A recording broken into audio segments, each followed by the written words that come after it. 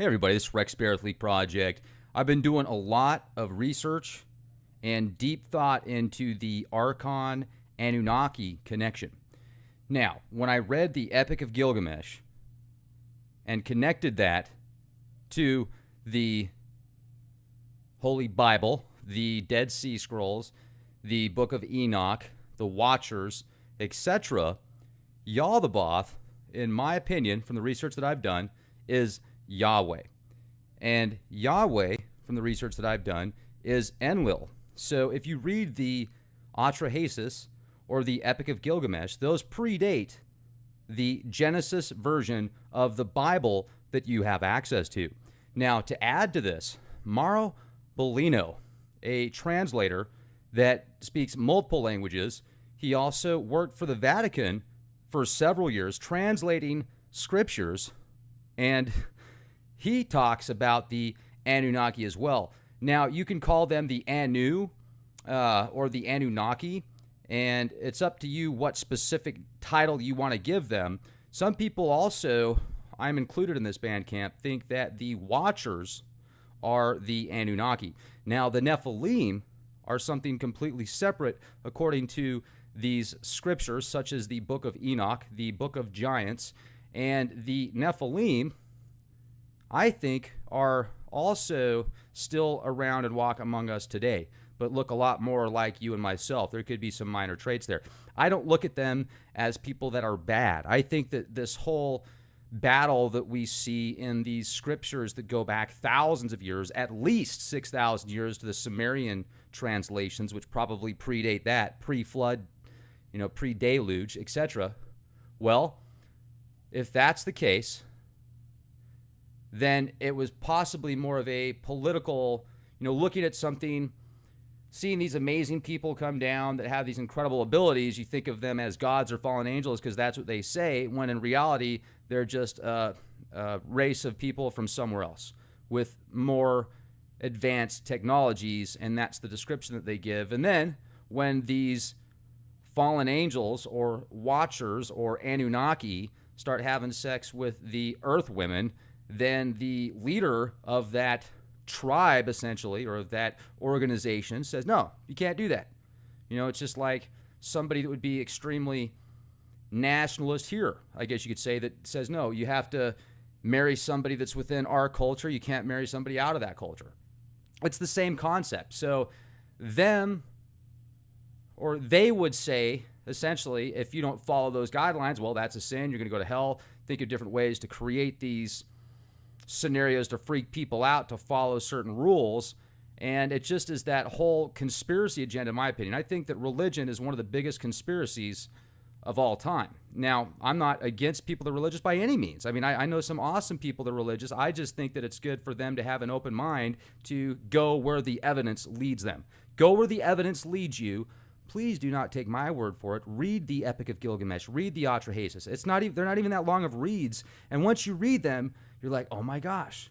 Enki, Enlil, the Anunnaki, Ishtar, these fallen angels, whatever you want to call them, title you want to give them, they're all interconnected there.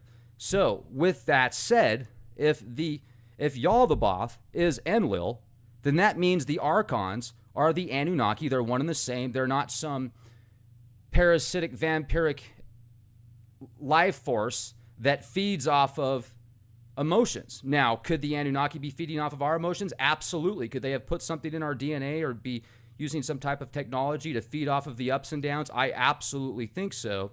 Yet, I don't think that the Archons are separate from the Anunnaki anymore. Before I read those texts, those Sumerian texts, and I'm going to be diving deep into the Sumerian stuff, you guys, so stay updated. And also, if you go to leakproject.com, become an exclusive member, a premium member at leakproject.com, you'll get access to exclusive content. I have been updating the members only section. I also just uploaded a really cool podcast about 10 minutes ago on there, so make sure to check it out. It had some really good predictions that Heidi made, Heidi Vandenberg, on North Korea, and we also talked about several rich and infamous people, so make sure to check that out. And also, I want to thank everybody that has become or became a premium member at Leak Project. Thank you guys. Your contributions definitely help Leak Project stay afloat. I actually was asked by a friend of mine a couple days ago if I could help him at his work because he's been shorthanded. And so I've been moonlighting the past couple of days. And it's interesting to kind of go back into the public speaking side of things also and spend 8-10 hours a day doing that and then coming home doing this again, which is fine. I don't mind it. But I certainly see when I go out into public and I leave my garage why the world is just so messed up. I mean, talk about idiocracy.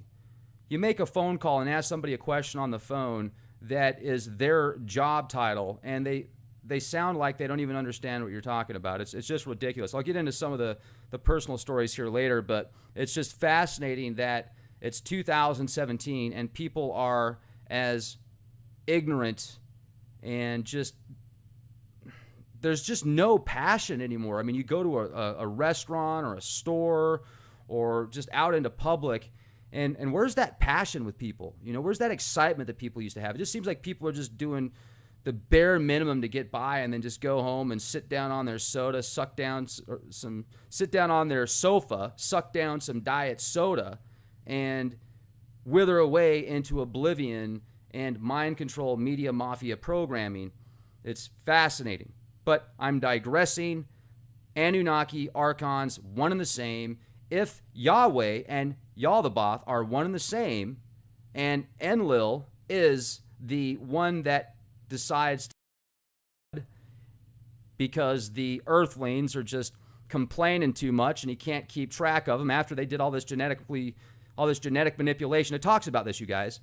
All this genetic manipulation is done to create Earth people to be slaves so that they will harvest elements like gold and different precious metals. And on top of that, it's not just gold. They wanted food.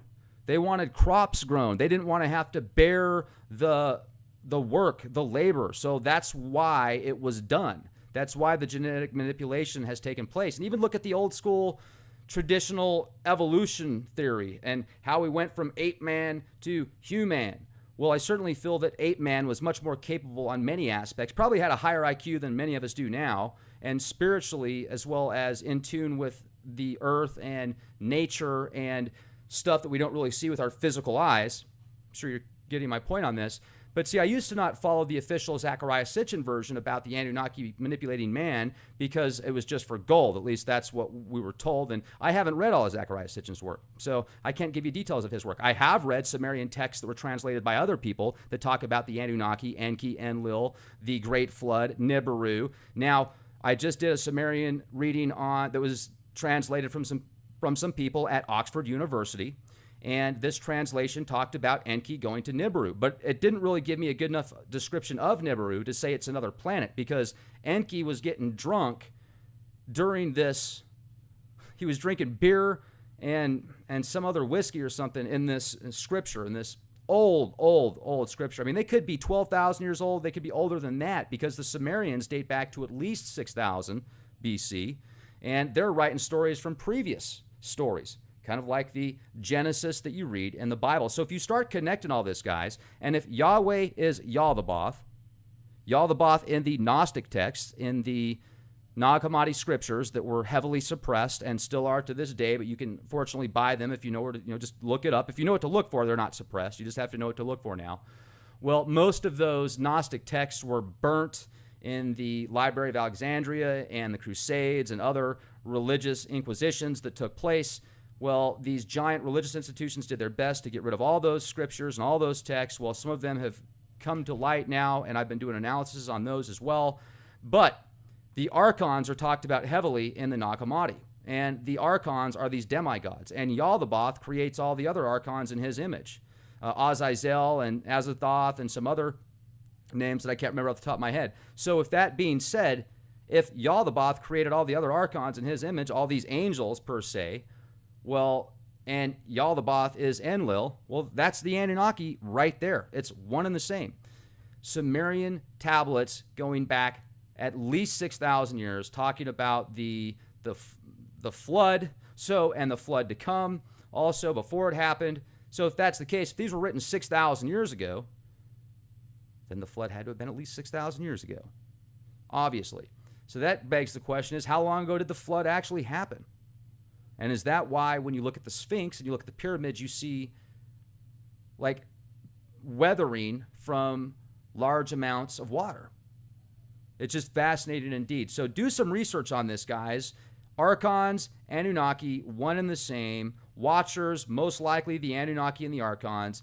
The Nephilim, could those with Rh negative blood be an offshoot of the Nephilim? Is that why it's such a small percentage and there's so many really incredible anomalies associated with the Rh negative bloodline? Is that why so many people attack just the thought of that bloodline because it freaks them out because they don't know what to expect? Remember, we hear about the storyline of the victors. And are the victors the good guys or the bad guys?